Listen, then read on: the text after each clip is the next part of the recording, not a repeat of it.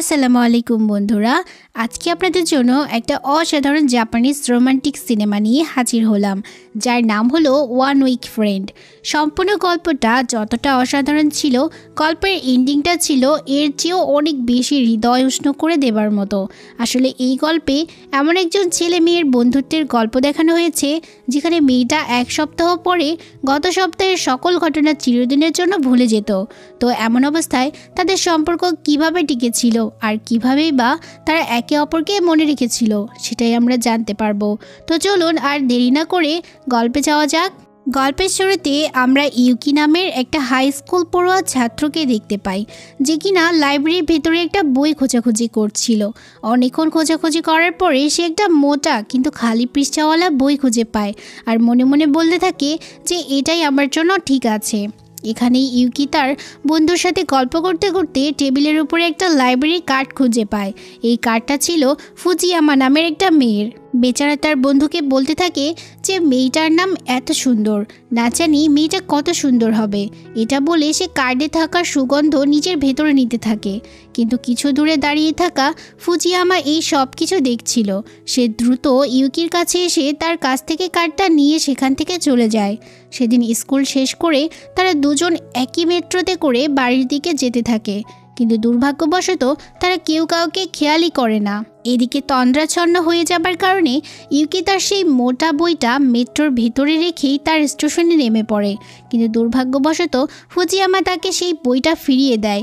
ইউকি অবাক হয়ে তাকে দেখতে থাকে, আর এখন পরদিন স্কুলে এসে ইউকি ক্লাসের নোটিশ বোর্ড দেখতে থাকে, কারণ তাদের ক্লাসের গ্রুপ আলাদা করে দেওয়া হয়েছিল। সৌভাগ্যবশত ইউকি তার বন্ধুদের সাথে একই গ্রুপে পড়ে। শুধু তাই নয়, তাদের গ্রুপে ফুজিয়ামা নামের সেই মেয়েটাও ছিল। এটা দেখে ইউকি প্রচণ্ড খুশি হয়ে যায়। সে দৌড়ে ক্লাসে চলে যায়। সেখানে ফুজিয়ামাকে দেখে সে খুবই খুশি হয়। যে কোনো রকমে ক্লাস শেষ করে ইউকি ফুজিয়ামার কাছে গিয়ে তাকে গতকাল মেট্রোতে বইটা ফেরত দেওয়ার জন্য ধন্যবাদ জানায়, কিন্তু ফুজিয়ামা অনেক অবাক হয়ে ইউকির দিকে তাকিয়ে থাকে এবং কিছু না বলে সেখান থেকে চলে যায়। ইউকি তার পিছু পিছু গিয়ে বন্ধুত্ব করার জন্য হাত বাড়িয়ে দেয়, কিন্তু ফুজিয়ামা বিনয়ের সাথে জানিয়ে দেয় যে সে বন্ধুত্ব করতে চায় না। তবুও এই ঘটনার পর থেকেই ইউকি ফুজিয়ামার পিছু করতে থাকে। ফুজিয়ামা এই বছরই নতুন স্কুলে ভর্তি হয়েছিল। সেই স্কুলে কারোর সাথে তেমন পরিচিত ছিল না এবং সব সময় একা একা থাকতো, ফলে তার কোনো বন্ধু ছিল না। ইউকি তার সাথে বন্ধুত্ব করার জন্য বারবার চেষ্টা করে। একদিন ইউকি ফুজিয়ামার পিছু পিছু যেতে গিয়ে ধরা পড়ে। ফুজিয়ামা রেগে গিয়ে বলে, আর কখনো আমার পিছু করো না। কথোপকথনের সময় ফুজিয়ামার হাত লেগে ইউকির টিফিন বক্স নিচে পড়ে যায়। ফুজিয়ামা নিজের টিফিন বক্স দিয়ে সেখান থেকে চলে যায়। যাই হোক, ইউকি স্কুলের ক্লাব ঘরে চলে আসে। যদিও সে পড়াশোনায় তেমন ভালো নয়, কিন্তু সে খুব সুন্দর করে অ্যানিমে আঁকতে পারে। লাইব্রেরি থেকে সে একটা মোটা ফাঁকা বই এনেছিল নিজের কার্টুন আঁকার জন্য। এখন সে আনমনে সেই বইতে ফুজিয়ামার কার্টুন আঁকতে থাকে। পরের দিন টিফিন ব্রেকের সময় ইউকি ফুজিয়ামাকে তার লাঞ্চ বক্সটা ফেরত দিয়ে যায়। এটা দেখে ফুজিয়ামা খাওয়া বন্ধ করে দুটো লাঞ্চ বক্স নিয়েই সেখান থেকে চলে যেতে যায়, কিন্তু ইউকি তার পিছু পিছু দৌড়ে গিয়ে ফুজিয়ামার হাত ধরে ফেলে। সে বলে, আমি শুধু তোমার সাথে বন্ধুত্ব করতে চাই। ফুজিয়ামা জবাব দেয়, আমি কাউকে বন্ধু বানাতে চাই না। আসলে কাউকে বন্ধু বানানো আমার উচিতই হবে না। ইউকি তার কথায় বেশ অবাক হয়ে যায়। এদিকে তাদের কথোপকথন পেছন থেকে একজন শিক্ষক দেখে ফেলেন। তিনি ইউকিকে ক্লাস শেষ হওয়ার পরে দেখা করতে বলে যায়। স্কুল শেষ হওয়ার পরে ফুজিয়ামার মা তাকে নিতে এসেছিলেন। অন্যদিকে ইউকি তার শিক্ষকের সাথে দেখা করতে চায়। শিক্ষক ইউকিকে বলেন, আমি জানি তুমি ফুজিয়ামার বন্ধু হতে চাও, আর তুমি যদি তার বন্ধু হতে পারো তাহলে আমি খুব খুশি হব। কিন্তু দুর্ভাগ্যবশত ফুজিয়ামা একটা ভয়ঙ্কর রোগে আক্রান্ত। তার শর্ট টাইম মেমোরি লস হয়, অর্থাৎ প্রতি সপ্তাহে একবার করে সে বিগত সপ্তাহের সব ঘটনা ভুলে যায়। প্রতিটি ঘটনা, প্রতিটি মানুষ, সব কিছুই তার মস্তিষ্ক থেকে মুছে যায়, শুধুমাত্র তার বাবা মা ছাড়া। শিক্ষক আরও বলেন, আমার মনে হয় আগামী সোমবার ফুজিয়ামা তোমাকেও ভুলে যাবে। সে তোমার জীবনে একজন অচেনা মানুষ হয়ে যাবে।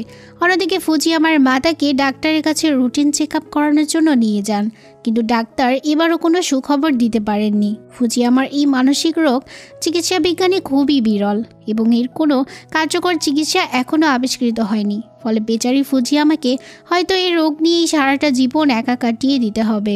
এভাবেই দিন কাটতে কাটতে গ্রীষ্মকাল এসে পড়েছিল। এতদিনে ফুজিয়ামা এবং ইউকির মধ্যে কোনো বন্ধুত্ব হয়নি। যাই হোক, আজ যখন তাদের সাহিত্যর ক্লাস চলছিল তখন শিক্ষক নিজের জীবনের একটা উল্লেখযোগ্য ঘটনা শোনাচ্ছিলেন। তিনি বলছিলেন কিভাবে তিনি জীবনের ঘটনাগুলো একটা ডায়েরিতে লিখে রাখতেন, যার ফলে সেগুলো আজীবন মনে রাখতে পারতেন। এটা শোনার পরই ইউকির মাথায় একটা বুদ্ধি আসে। সেভাবে ফুজিয়ামার সঙ্গে ডায়েরি লেখার একটা নতুন অভ্যাস করা শুরু করা যাক। টিফিনের সময় সে দোকানে গিয়ে দুটো ডায়েরি এবং একই রঙের 2টি কলম কিনে আনে। এরপর সোজা ফুজিয়ামার কাছে গিয়ে একটি ডায়েরি আর একটি কলম দিয়ে বলে, যদি সময় পাও ডায়েরিটা খুলে দেখো। আর হ্যাঁ, আগামী সোমবার আমরা একে অপরের ডায়েরি পরিবর্তন করব। এটা বলেই ইউকি সেখান থেকে চলে যায়। স্কুল শেষে ফুজিয়ামা যখন তার মায়ের সঙ্গে বাড়ি ফিরছিল তখন সে মাকে ডায়েরি পরিবর্তনের ব্যাপারটা খুলে বলে, কিন্তু হঠাৎ তার একজন পুরনো বান্ধবী তাকে নাম ধরে ডেকে ওঠে।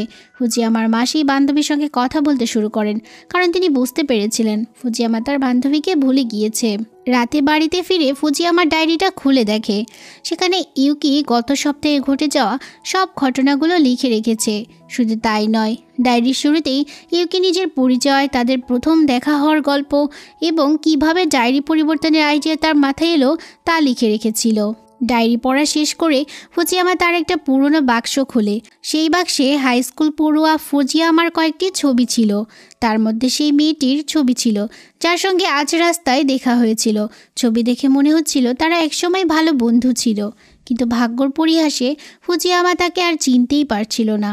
তখনই তার মা ঘরে ঢুকে পড়েন এবং তাকে ডায়েরি পরিবর্তন করতে নিষেধ করেন, কারণ ডাক্তার বলেছিলেন ফুজিয়ামা যেন অতিরিক্ত মানুষের সঙ্গে মেলামেশা না করে, এতে তার মস্তিষ্কের উপর চাপ পড়বে এবং তার অবস্থার অবনতি হতে পারে। পরদিন ফুজিয়ামা ইউকিকে ডায়েরি পরিবর্তনের ব্যাপারে নিষেধ করে দেয়। সে ইউনিকে নিজের অসুস্থতার কথা জানায় এবং বলে, আমি কারো বন্ধু হয়ে তার জন্য বোঝা হতে চাই না, কারণ আমি জানি শেষ পর্যন্ত সবাই আমাকে ভুলে যাবে। তবুও ইউকি তাকে জিজ্ঞাসা করে, তুমি কি আমার বন্ধু হবে? সে আরও যোগ করে, তুমি যতবার না বলো আমি প্রতিবার সোমবার তোমাকে এই কথাটাই বলবো। এরপর ক্লাস শুরু হলে ইউকি দেখে ফুজিয়ামা তার ডেস্কের নিচে ডায়েরি এবং কলম রেখে গেছে। এটা দেখে ইউকি ভীষণ খুশি হয়, কারণ তার মানে ফুজিয়ামা তার বন্ধু হতে চাচ্ছে। সেই রাতে ফুজিয়ামা যখন ইউকির ডায়েরি পড়ে তখন সেখানে তাদের প্রথম দেখা থেকে শুরু করে সব ঘটনা লেখা ছিল। সব পড়ে ফুজিয়ামা প্রথমবার ডায়েরিতে লিখল, আমাকে ক্ষমা করো তোমাকে প্রত্যেকবার না বলে দেওয়ার জন্য, আর ধন্যবাদ আমার অসুস্থতার কথা জানার পরও আমার বন্ধু হতে চাওয়ার জন্য। আচ্ছা, তুমি কি প্রতি শুক্রবার ডায়েরি পরিবর্তন করতে পারবে, যাতে আমি সোমবার পর্যন্ত সেটা পড়ে মনে রাখতে পারি যে তুমি আমার বন্ধু? পরদিন ফুজিয়ামা সেই ডায়েরি ইউকির হাতে তুলে দেয়। এভাবেই তাদের মধ্যে ডায়েরি আদান প্রদানের মাধ্যমে একটা অদ্ভুত সম্পর্ক তৈরি হয়। এদিকে আজিম নামে নতুন একটা ছেলে তাদের স্কুলে ভর্তি হয়েছে। এতদিনে ইউকির বন্ধুরাও ফুজিয়ামার বন্ধুতে পরিণত হয়েছিল। একদিন তারা ফুজিয়ামাকে একটা অনুষ্ঠানে যাওয়ার আমন্ত্রণ জানায়, কিন্তু তারা ফুজিয়ামার অসুস্থতার ব্যাপারে জানতো না। তাই ইউকি তাকে আলাদাভাবে জিজ্ঞাসা করে, তোমার কোনো সমস্যা হবে না তো? এইবার ফুজিয়ামা সত্যিই তাদের সঙ্গে সেই অনুষ্ঠানে যেতে যায়। এটা শুনে ইউকি ভীষণ খুশি। এদিকে আজিম ফুজিয়ামাকে অবাক চোখে দেখতে থাকে, যেন সে তাকে অনেক আগে থেকেই চিনত। আর এখন ফাইনালি সেই অনুষ্ঠানের দিন এসে পড়ল। ইউকি ফুজিয়ামাকে নিয়ে তার বাকি দুজন বন্ধুর সঙ্গে দেখা করে। তারা চারজন একসঙ্গে মেলার ভেতরে ঢুকলেও প্রচণ্ড ভিড়ের কারণে ইউকি এবং ফুজিয়ামা তাদের থেকে আলাদা হয়ে যায়। তবুও রাতের বেলা খোলা আকাশে ফানুস উড়তে দেখে ফুজিয়ামা ইউকিকে বলে, জানো ইউকি, আগে আমি ভাবতাম যত তাড়াতাড়ি স্কুল লাইফ শেষ হবে ততই আমি বাঁচব, কিন্তু এখন মনে হয় স্কুল লাইফটা আসলে অনেক সুন্দর। এখন আমার নতুন বন্ধু বানাতে একদমই ভয় লাগে না। এখন আর প্রতি সোমবারকে ঘেন্না করি না, বরং সোমবারের অপেক্ষায় থাকি। সব কিছু তোমার জন্য হয়েছে ইউকি, তোমাকে অনেক ধন্যবাদ। আকাশে হাজার হাজার উড়ন্ত ফানুসের নিচে ইউকি এবং ফুজিয়ামার প্রচণ্ড খুশি হয়েছিল। কিন্তু এদিকে আজিম নামের সেই ছেলেটা ফুজিয়ামার এক পুরনো বান্ধবী মায়াকে সঙ্গে করে সেই মেলায় ঘুরতে এসেছিল। সে মায়াকে জিজ্ঞেস করে, তোমার সাথে কি আর ফুজিয়ামার কথা হয়? মায়া বলে, না, সে এখন অন্য স্কুলে ট্রান্সফার নিয়েছে। যাই হোক, মায়া সেখান থেকে চলে যাওয়ার পর হঠাৎ করে ফুজিয়ামার সঙ্গে আজিমের দেখা হয়ে যায়। পেছন থেকে আজিম ফুজিয়ামাকে বলে, তুমি প্রচণ্ড স্বার্থপর ফুজিয়ামা। এই কথা শোনার সঙ্গে সঙ্গে ফুজিয়ামার মাথায় আবছা আবছা অনেক স্মৃতি ভিড় করতে থাকে, যেন অনেকগুলো মানুষ তাকে চিৎকার করে কিছু বলার চেষ্টা করছিল। হঠাৎ ব্রেনের উপর এমন চাপ পড়ায় ফুজিয়ামা সেখানেই অজ্ঞান হয়ে যায়। জ্ঞান ফেরার পর দেখা যায় ফুজিয়ামাকে হাসপাতালে নিয়ে এসেছিল ইউকি। প্রতিটা মুহূর্ত ফুজিয়ামার খেয়াল রেখেছিল ইউকি, কিন্তু দুর্ভাগ্যবশত ততক্ষণে ফুজিয়ামা সম্পূর্ণভাবে ইউকিকে ভুলে গিয়েছিল। প্রচণ্ড হতাশ হয়ে যাওয়া ইউকির সঙ্গে ফুজিয়ামার বাবা দেখা করে। তিনি ইউকিকে বলেন, আসলে পুরনো স্কুলে থাকার সময় ফুজিয়ামার সঙ্গে একটা গাড়ি দুর্ঘটনা ঘটেছিল। এরপর থেকে ফুজিয়ামার মস্তিষ্কে শর্ট টার্ম মেমোরি লসের মতো একটা ভয়ঙ্কর রোগ বাসা বেঁধেছে। ডাক্তার বলেছিলেন তাকে পুরনো স্কুল থেকে ট্রান্সফার করিয়ে নিতে, কারণ সেখানকার বন্ধুদের সঙ্গে মেলামেশা করতে তার অসুবিধা হতো। যখন সে সব কিছু মনে করার জন্য মস্তিষ্কে চাপ দিত, তখন তার অবস্থা আরও খারাপ হয়ে যেত। আমি তোমার কাছে অনেক কৃতজ্ঞ ইউকি, তুমি আমার মেয়ের জন্য অনেক কিছু করেছ। কিন্তু আজকের ঘটনার পরে আমি মনে করি একা একা থাকাই ফুজিয়ামার জন্য সবচেয়ে ভালো হবে। আমি চাই তুমি নিজেও ফুজিয়ামার থেকে দ্রুত বজায় রাখো। কিন্তু ইউকি আঙ্কেলকে বলে, যদি ফুজিয়ামা নিজে থেকে আমাকে তার জীবন থেকে সরে যেতে বলে তাহলেই আমি যেতে পারবো, নয়তো আমি কখনই আমার বন্ধুত্বকে ছেড়ে যাব না। পরদিন ইউকি ফুজিয়ামার সঙ্গে দেখা করে আবারও তাকে সেই ডায়েরিটা দিয়ে বলে, তুমি এটা পড়লে সব কিছু বুঝে যাবে যে তোমার সাথে কি হয়েছিল। আর ফুজিয়ামাও তার সঙ্গেই বন্ধুত্ব রাখার সিদ্ধান্ত নেয়। যাই হোক, আজকে ক্লাসরুমে আজিমের সঙ্গে বাকি ছাত্রছাত্রীদের পরিচয় করিয়ে দেওয়া হয়। ক্লাস শেষে ইউকি ফুজিয়ামাকে নিয়ে লাইব্রেরিতে যায় কিছু বই নেওয়ার জন্য, কিন্তু ফুজিয়ামা তার লাইব্রেরি কার্ডটি বাড়িতে রেখে এসেছিল। তাই ইউকি নিজের কার্ড দিয়ে ফুজিয়ামাকে একটি বই কিনে দেয়। স্কুলে একটি অনুষ্ঠান হতে চলছিল, যার জন্য ছাত্রছাত্রীরা সবাই অনেক রাত অবধি স্কুল সাজাবার কাজে ব্যস্ত হয়ে পড়ে। এইসবের মাঝেই আজ ইউকি প্রথমবার তার অনুভূতির কথা ফুজিয়ামাকে জানিয়ে দেয়। ইউকি তাকে বলে, আমি আসলে তোমাকে অনেক ভালোবাসি। কোনো কিছুই বলতে না পেরে স্তব্ধ হয়ে দাঁড়িয়ে থাকে ফুজিয়ামা। এই সুযোগে আজিম এসে ফুজিয়ামার সঙ্গে দেখা করে। সে আবারও বলে, তুমি একটা ধোঁকাবাজ ফুজিয়ামা। আমার সঙ্গে এত কিছু করার পর এখন এমন অভিনয় করছো যেন আমাকে তুমি চিনোই না। তুমি কি ভুলে গেছো সেদিন তুমি আমার সঙ্গে দেখা করতে চেয়েছিলে? সেদিন আমি তোমার জন্য সারা দিন সারা রাত অপেক্ষা করেছিলাম, কিন্তু তুমি বেঈমানের মতো একটা বারের জন্যও সেখানে আসোনি। এইসব কথা শুনে আবারও ফুজিয়ামার স্মৃতিগুলো আবছা হতে থাকে। সে শুধু বলে, আমি এসেছিলাম, কিন্তু এরপর আর কিছু বলতে পারে না, কারণ তার আর কিছু মনেই ছিল না। যাই হোক, পরদিন স্কুলের অনুষ্ঠানে মায়া ফুজিয়ামার সঙ্গে দেখা করতে আসে। সেখানেই তার সঙ্গে আজিম এবং ইউকির দেখা হয়। মায়া আজিমকে বলে, আসলে আজ আমি ফুজিয়ামাকে কিছু বলার জন্য এখানে এসেছি। এটা শুনে ইউকি ফুজিয়ামাকে ডেকে আনতে চলে যায়। ইউকি ফুজিয়ামাকে নিয়ে হাজির হয় আজিম এবং মায়ার সামনে। আসলে আজিম, ফুজিয়ামা এবং মায়া আগে একই স্কুলে পড়তো। সেখানে আজিমের সঙ্গে ফুজিয়ামার ভালো বন্ধুত্ব করে ওঠে। আজিম ফুজিয়ামাকে অনেক পছন্দ করত। আর এই কথাটি স্কুল থেকে ট্রান্সফার নেওয়ার একদিন আগে আজিম ফুজিয়ামাকে জানিয়ে দিয়েছিল। কিন্তু বেচারি ফুজিয়ামা আজিমের মুখে এমন কথা শুনে কিংকর্তব্য বিমূঢ় হয়ে গিয়েছিল। সে কি বলবে কিছুই বুঝতে পারছিল না।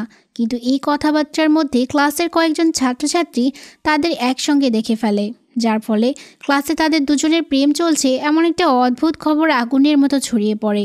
এই ঘটনার পর থেকেই ফুজিয়ামার সবচেয়ে কাছের বন্ধু মায়া তার সঙ্গে কথা বলা বন্ধ করে দেয়, কারণ মায়াও আজিমকে পছন্দ করত। এরপর মায়া বলতে থাকে, ওই ঘটনার কয়েকদিন পর এক রাতে আমরা দেখতে পাই আজিম কারোর জন্য এক কোণে একা দাঁড়িয়ে আছে। তখন আমরা তোমাকে আজিমের দিকে আসতে দেখি, কিন্তু আজিমের সঙ্গে দেখা করার আগে আমরা কয়েকজন বান্ধবী তোমার পথ আটকে দাঁড়াই। সেদিন আমরা তোমাকে অনেক গালাগালি করেছিলাম। আমার কাছ থেকে আজিমকে ছিনিয়ে নেওয়ার জন্য তোমাকে ধিক্কার জানাই। তখন তুমি প্রচণ্ড ভয়ে সেখান থেকে দৌড়ে পালাতে গিয়ে একটা গাড়ির সঙ্গে দুর্ঘটনা ঘটিয়ে ফেলো। সেই দুর্ঘটনার কারণেই তোমার আজকের এই অবস্থা। আমি তোমার জীবনের সব খারাপ অবস্থার জন্য দায়ী। আজ আমি তোমার কাছে ক্ষমা চাইতে এসেছি। প্লিজ আমাকে মাফ করে দিও ফুজি। সব শুনে ফুজিয়ামা প্রচণ্ড কান্না করতে থাকে, কিন্তু বরাবরের মতোই ইউকি তাকে সান্ত্বনা দেয়। এতদিন পর নিজের জীবনের সবচেয়ে খারাপ স্মৃতিগুলো ভুলে যাওয়ার পরেও আজ সব মনে পড়ায় ফুজিয়ামা নিজেকে সামলাতে পারছিল না। কান্নার মাঝে এসে বলে, জানো আমি মায়াকে খুব ভালো বন্ধু ভাবতাম, কারণ আমি সব সময় একা থাকতাম। থাকতাম, কিন্তু একসময় মায়া আমার সঙ্গে কথা বলা বন্ধ করে দিল। আমার আর স্কুলে যেতে ইচ্ছে করতো না। সব সময় ভাবতাম সোমবার যেন আর না আসে, রবিবারের ছুটি যেন আর শেষ না হয়। সেদিন রাতে আমি আসলে আজিমের প্রপোজালের উত্তর দিতে গিয়েছিলাম, কারণ আমিও আজিমকে পছন্দ করতাম। এই কথা শুনে ইউকি রীতিমতো স্তব্ধ হয়ে যায়। তার ভালোবাসা শুরু হওয়ার আগেই শেষ হয়ে গিয়েছে। সেদিন রাতে ইউকি অসহায়ের মতো কান্না করতে করতে তার ডায়েরি কলম সব পুড়িয়ে নিজের স্মৃতিগুলো ধ্বংস করার চেষ্টা করছিল। কিন্তু মন ভাঙার কষ্ট কি আর এত সহজে মুছে ফেলা যায়? যাই হোক, এই ঘটনার পরে অনেক দিন কেটে গিয়েছিল। ফুজিয়ামা এখন আজিমের সঙ্গে ছিল। শুধু তাই নয়, তার স্মৃতি থেকে ইউকির নামটাও ধীরে ধীরে মুছে যেতে শুরু করে। ততদিনে তাদের হাই স্কুলের ফাইনাল ইয়ার চলে এসেছিল। একদিন ইউকি তার ছোট ভাইয়ের হাতে একটা মোটা বই দিয়ে বলে, এটা লাইব্রেরিতে ফেরত দিয়ে এসো। আসলে বইটি ফুজিয়ামার কার্ড দিয়ে ইউকি নিজের জন্য নিয়েছিল। বইটি ফিরিয়ে দিয়ে নিজের স্মৃতি থেকে ফুজিয়ামাকে দূরে সরাতে চেয়েছিল সে। গ্রাজুয়েশন ডেতে ফুজিয়ামা ইউকির কাছ থেকে তার বইতে সই নেয়। সিগনেচার শেষে ফুজিয়ামা বইতে লেখা দেখতে পায়, আমি আরেকবার তোমাকে হাসি মুখে দেখতে চাই।